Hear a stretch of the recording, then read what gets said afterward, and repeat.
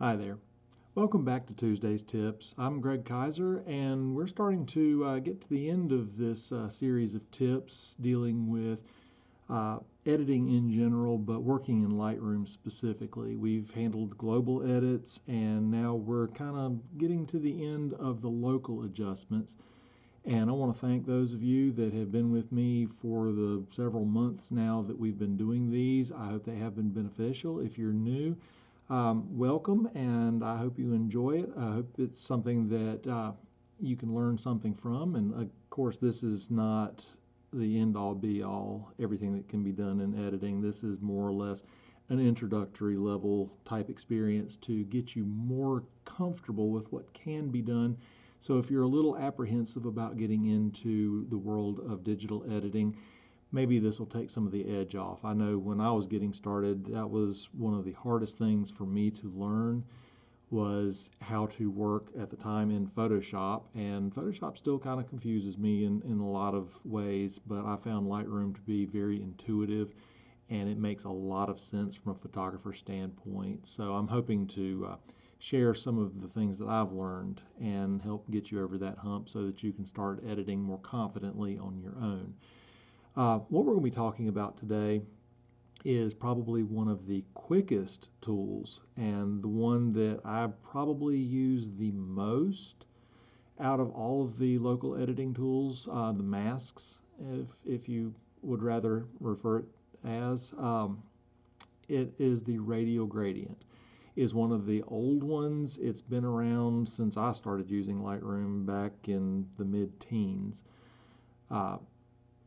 And for me, it is just a really quick way of getting a lot of the effects that I like. And we've talked a lot about doing select object, select subject, that sort of thing. And I've mentioned more than once that I don't like doing a lot with those because it gives a very hard edge.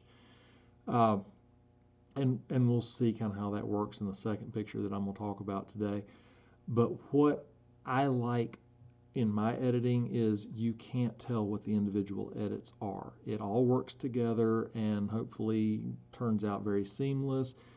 And there's not anything that says, okay, well, the exposure was adjusted heavily here, or we can tell that clarity was added here. I like a feather. And if you're doing your edits based on select object, select subject, doing a brush, a lot of times you get a very hard edge transition, and those are some of the telltale signs that, hey, this image has been worked.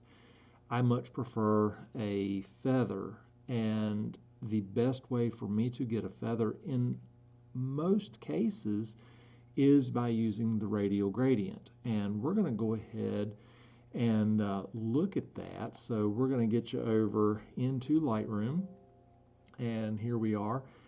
And this is just a real basic picture. It's one that I shot early summer in South Carolina, and it was one that I really liked, the Spanish moss hanging from the trees. I didn't get out at the exact time that I wanted to. I was really hoping for some warmer light, but long story short, got out there a little later than I wanted to, and then had to wait for the camera to defog because anybody that's been in South Carolina in the summer knows that humidity is kind of the norm, and it took a while for the camera to clear up so that I could actually do what I needed to do. But this is one of the photos that I shot. We've gone through and done all the global stuff, and you can see over here from the eyeballs that are highlighted. Basics been worked, calibration, color mixer, tone curve, didn't do any color grading, detail has been done, no transform needed. I've added a little bit of a vignette and my standard lens corrections, nothing with lens blur. So you can see all those have been done. We won't go through the details of what's happened there, but we're going to go ahead and start with some of the local edits. And I'll go ahead and say that there was actually only 2 masks that I used on this picture when I did my edit. I removed them both, and we're just going to look at things that the radial gradient can do in something like this. And this is one of those that I think is a really good option to talk about this particular mask because there's not really a defined subject. Yeah, we've got the tree trunk here, but there's not really a defined subject, so we can pick object, we can pick background, we can pick subject. There's no people. There's just not a lot here that we can do specific masks on. Yes, we can do a linear gradient, we can close it in from the bottom and even the top, but honestly, this is already darkened at the top nicely from the shadows, so there wasn't a whole lot that I needed to do. So when we go over to the masks, and that's the little wheel over here under the histogram, we get all these options here. We're going to go down to radial gradient. And just as a real quick review, when you pop that up, you get the plus sign here as your cursor, and you just go to the general area where you want to add this mask. You left click and drag, and you can see that we've got, you know, a circle, we've got an oval. We can change however this looks, you know, if it's taller than it is wide or wider than it is tall. All those things we can do right here. We cannot rotate it yet, but once you release the mouse button, it freezes this radial gradient, and now we can come up here and you see where you have the directional arrows pointed to the left and down. At that point, you can left click and you can drag this thing and you can change the orientation. The other way of doing that is down here at the bottom. You get that same type multi-direction arrow, but that becomes a handle. So you can really fine-tune this for however you want it to look. And if you need to bring in one of these handles, you know, maybe I don't want it quite this wide. I can come in and you'll notice it brings in from both sides. But if I do Alt or Option on a Mac, it's only going to pull from one side. Occasionally this is helpful if you need kind of a very specific way, but generally speaking, I found it's just as easy to do this, and then you can go and anywhere this hand shows, you can reposition the mask. So that's generally the easiest and quickest. The next thing I want to show you about this is the feather. And again, this is where the power of this tool is. You can see from the green here that the effect that we're going to eventually do through this mask is concentrated in this inner circle. And it's still pretty prevalent right here, but it starts to fade out. This is the area of feather, just like with the linear gradient, other brush tools, you have a feather, and that just means the blending. So we get a full effect here, and then it starts to fade out to where by the time you get to this outside ring, it's almost non-existent. And by pulling this red handle on the inner circle, you can change that feather. And you see you can make it just very, very gradual throughout. Or you can do a feather like that. Now, obviously, anything you do here is going to be very noticeable. So that's why, unless you've got a specific reason, and we'll talk about this here in a little bit, you do want some amount of feather, and especially in landscape, I like a good bit of feather, so something around there by look. And you can also see up here at the top of the stack, you have a feather slider, and we're feathered at 61% right now.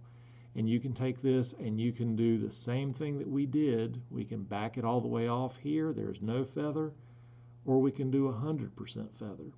So it's all feather. But I'll generally like it somewhere around in here. And let's just go ahead and say we're going to do something here with the bushes in the background. So we're going to make this radial gradient cover the area that we're intending to work. And we can do something as simple as raise the exposure. If that's too much, we can go down here and we can pull the shadows up. which is a little bit more gradual, a little bit more subtle. It's all in what you want. And I like the subtleness here because this is in shadow, but I want to get a little bit more detail. And speaking of detail, we can go down here and we can add a little bit of clarity to it. And remember, clarity is just going to kind of increase the contrast between the brighter areas and darker areas in the midtones. So it just is a way of giving a little bit more presence here. And of course, we've got this nice feather going through here. Most of the effect is right here. So it's a very subtle change. If we do this eyeball, you can see what the difference is, but because of that feather, you don't see it as being done. And the idea with these edits is when you're done, you can't tell what you've done. It just improves the picture, hopefully, and it's not something that has a telltale. So that's one way of doing this. And we're going to create a new mask, and we're going to go to Radial Gradient. And let's say I want a little bit more presence here in the trunk. We're going to do something like this. We're going to position it over the trunk, and we've got feather on either side, so we're okay. The majority of it's going to be right here. So let's give a little bit of clarity to that trunk, maybe just a tad bit of texture, just to bring that bark out. Now, remember when I said I wanted this to be early in the morning with warmer light? Well, here's our opportunity, because this area right here is getting some light. And if it was early in the morning, that light would more than likely be a little bit warmer from the lower sun. So we're going to warm this just slightly. And just giving 12 points there on the temperature slider gives that little kiss of warmth right here. It fades out, but it's enough to kind of show you. We might want to give it a little less feather so we have more of the trunk involved. So maybe something like that. And again, it's all seasoned to taste. And maybe I want to pull that down just a little bit. So there, that's looking pretty good. And let's take that eyeball, we'll turn the effect off. And you see right there, we've got the presence and we've got that little bit of warmth added in just with that radial. But now this no longer jives with this because this is the same type of light that's here. So we're going to add another mask. And it's going to be another radial. Of course, you knew that was coming just because that's what we're talking about. We're going to make this a nice big oval, basically, and we're going to tilt it. We're going to go with the direction of light. Now, it is okay for these masks to run off the picture. That's no problem. It's still going to be that same feather from this point all the way over to the side here, but it's going to cover just up to the edge of the picture. Now we fade out here, and this might be a time we want to bring in this one side. So we're going to do the Alt or Option on a Mac, left click on your mouse, and bring that left side in. And let's change that feather just a little bit. We're going to reduce it because I really want some punch there in the middle. Now my biggest concern here is the lighting. So we're going to add a little bit of warmth.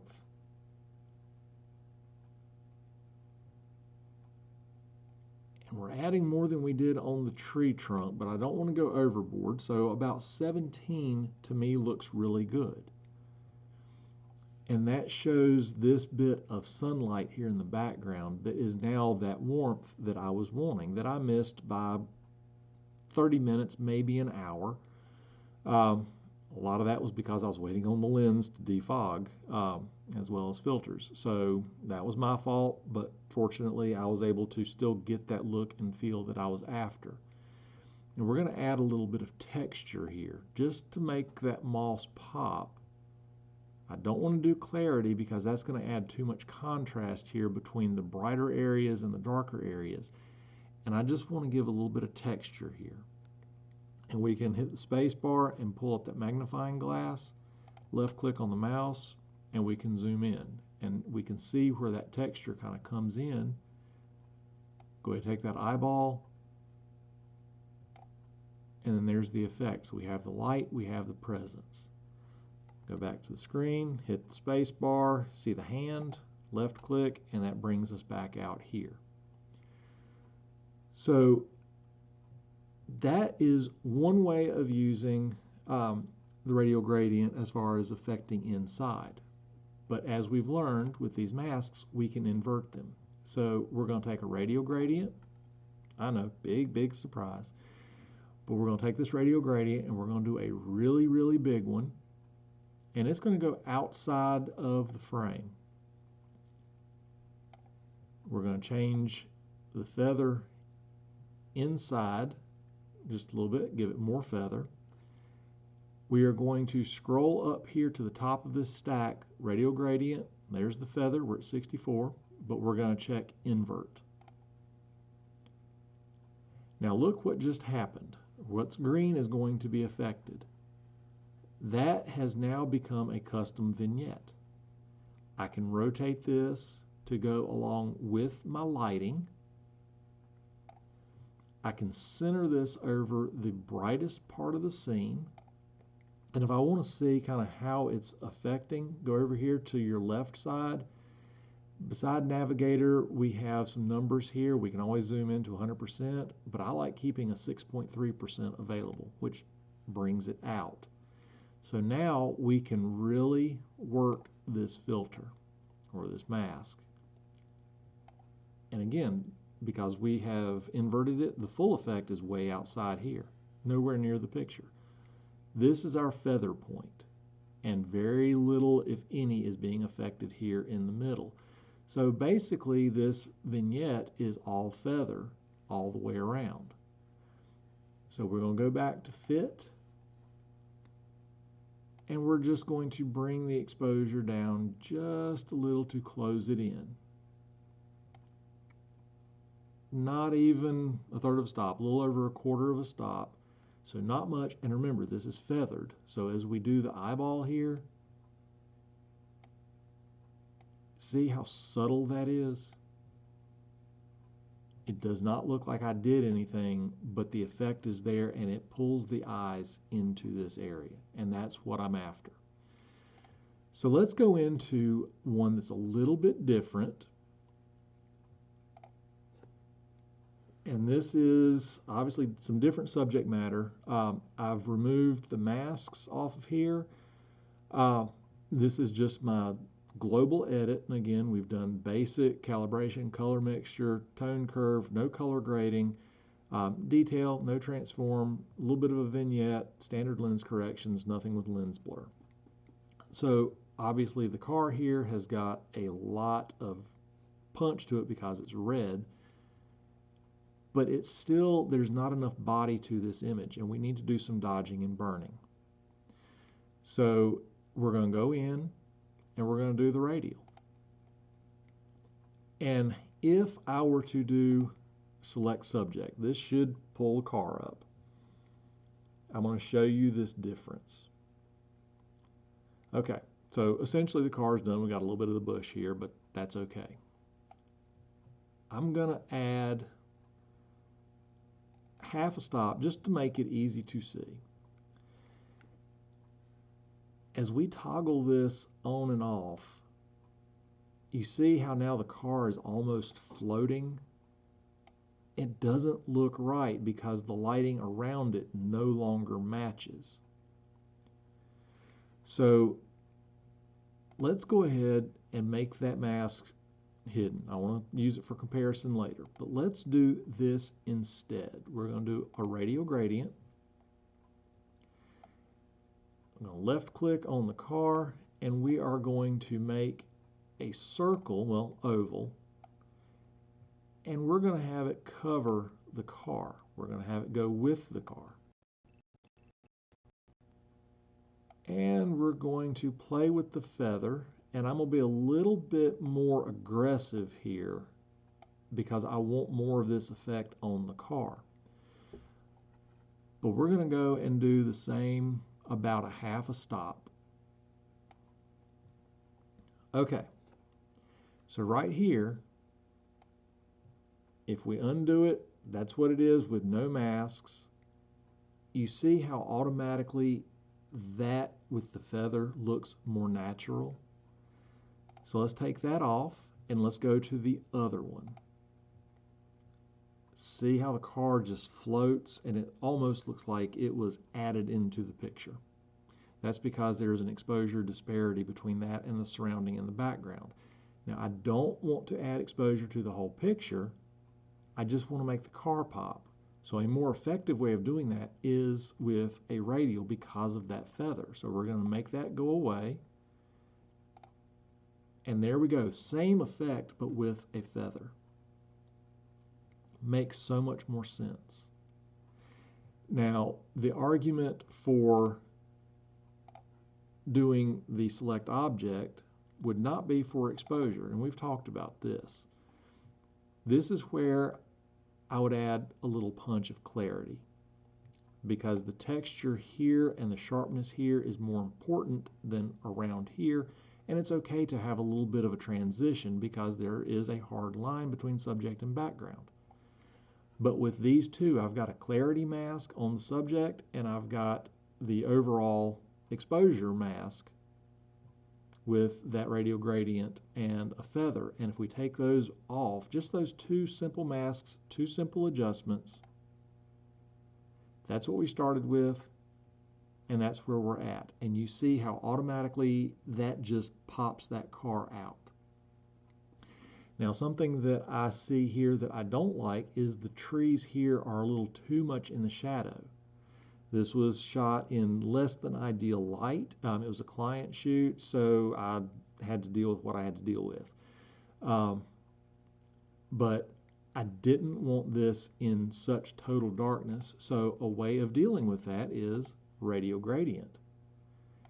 And we're going to come up here, we're going to make a radial around this area, and I usually will make it a whole lot larger than I need because I'm counting on that feather.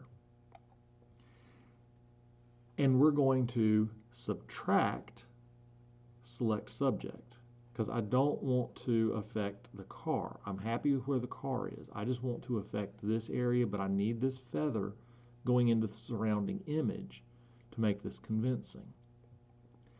So for this, we're going to boost the shadows.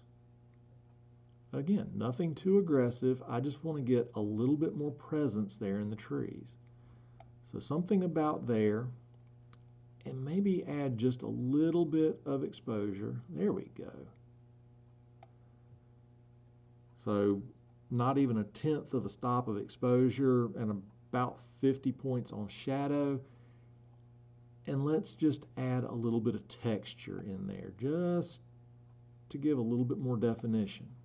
Okay, now let's do the eyeball. I always like to do the eyeball and see what I've done to see if I can tell the difference. That's where we started. That's where we're at now. That's where we started. That's where we're at now. It's subtle. But now, let's do this tone curve, and let's go to one of these lighter shadowed areas, not absolute dark, but just a lighter shadowed area. And let's pull this up.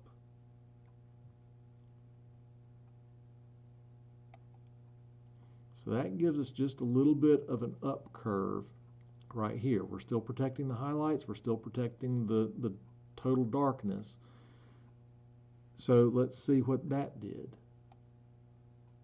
Before and after. I'm happy with that. That looks good to me. Now, the house is looking just a little bit flat, even though it's got some really big highlights here. So let's create a new mask. We're going to do radial gradient. And let's see, let's hit this brighter area up here.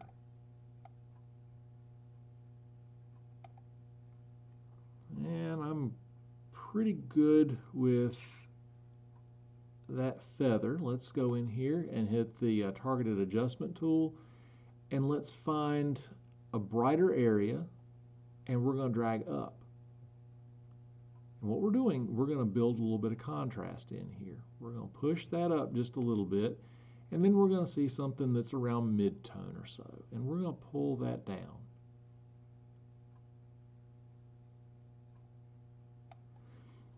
And there, we've now built some contrast into the house through the tone curve. And this is one of those updates in Lightroom that I really could not wait for, was the ability to use this tone curve within masks for this very reason. So let's go before, kind of flat, after. So we've built some of these shadows back in. So where I had reduced the shadows in global, reduced the highlights, I was able to build that back in where I wanted it because this is what the light was actually doing. And I could go even a little bit further with it and add a little contrast here with the slider. Something like that. And because we are feathered, this effect is blended into the surrounding area. And I can change this feather for however I want it to be. So pretty much everything has been done with a radial here. But what about some detail work? Let's say, one of the things I like to do is with the headlights. I like to bring a little bit of presence to those. So we're going to go back over here, and where the 100% is, we're going to zoom in. We're going to take the space bar so we have the hand, and we are going to move to where the headlights are. And we are going to create a new mask. I should have let you guess. You would never have thought radial gradient. We're going to go to one of these headlights. And we're going to really kind of get this positioned where it covers the headlight. And then we're going to adjust that feather out. I don't need a lot of feather here. Something like that. And now we're going to bring up the exposure. Maybe pop the highlights just a little bit. Headlights are still off. I'm not trying to create a situation where the headlights look like they're on, but I just want to give a little bit of life. Now we've got a pretty good look here, but what about this one? Ah, I got you covered. Right click on this mask, duplicate radial gradient 1, and you now have another one that you can drag over here. It's got the same adjustments, but you can fine-tune the sizing and positioning for what you need.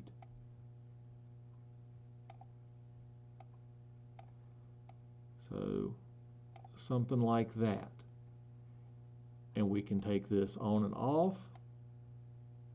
And there's a little bit of a green tint in there because it's reflecting the greenery that's around, but I want to kind of cancel that out. So let's bring a little bit of magenta into it, just to make those eyeballs just kind of crystal clear. That's even better. So there we go.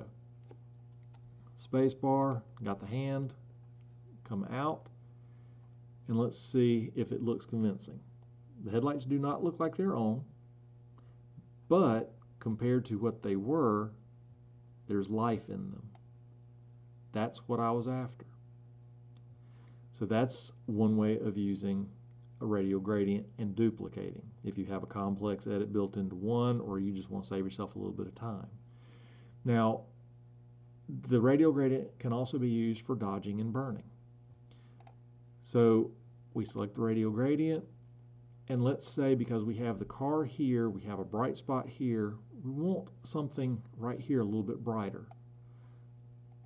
So we bring this radial over here, we set it on the ground, and we give it a lot of feather. So we're almost at 100% feather. We add a little bit of exposure.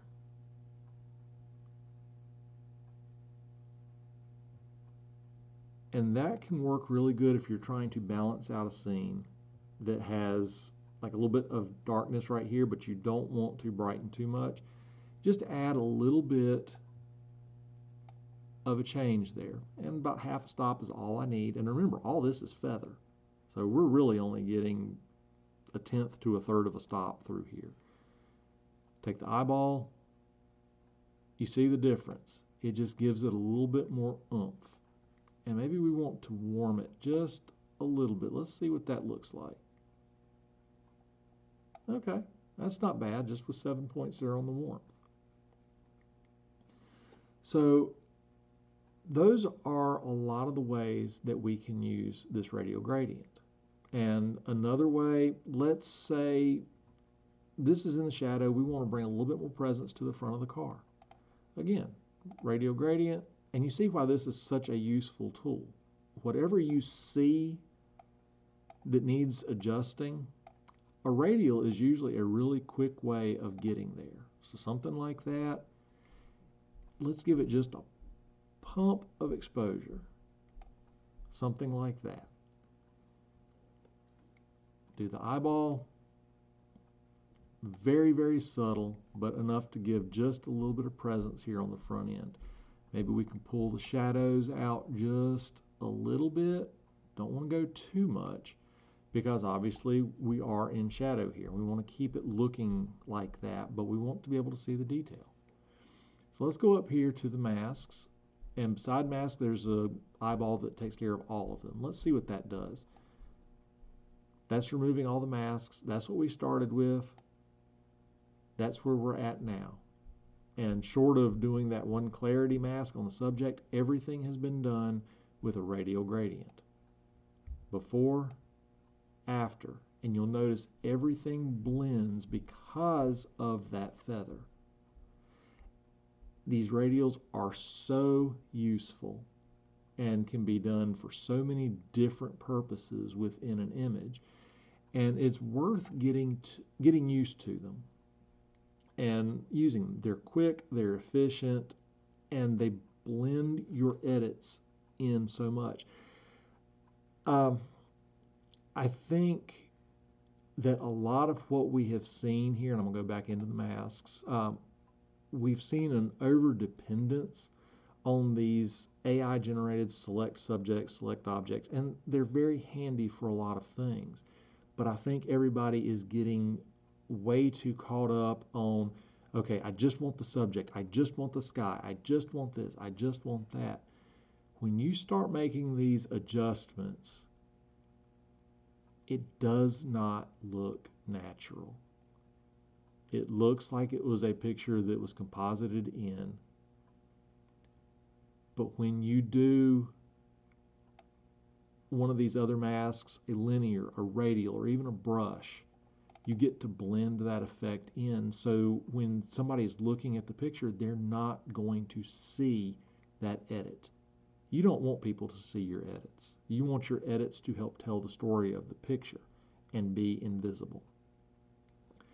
You want the viewer to look at what you shot and how you shot it and how you presented it, not say, well, I see they did the sky here, they did this here, this is done. You want to avoid that in most situations. So I just really want to leave you with the idea that with editing, less is often more. Less in your sliders, less in the divisions between effect and not effect. That's where the feather comes in.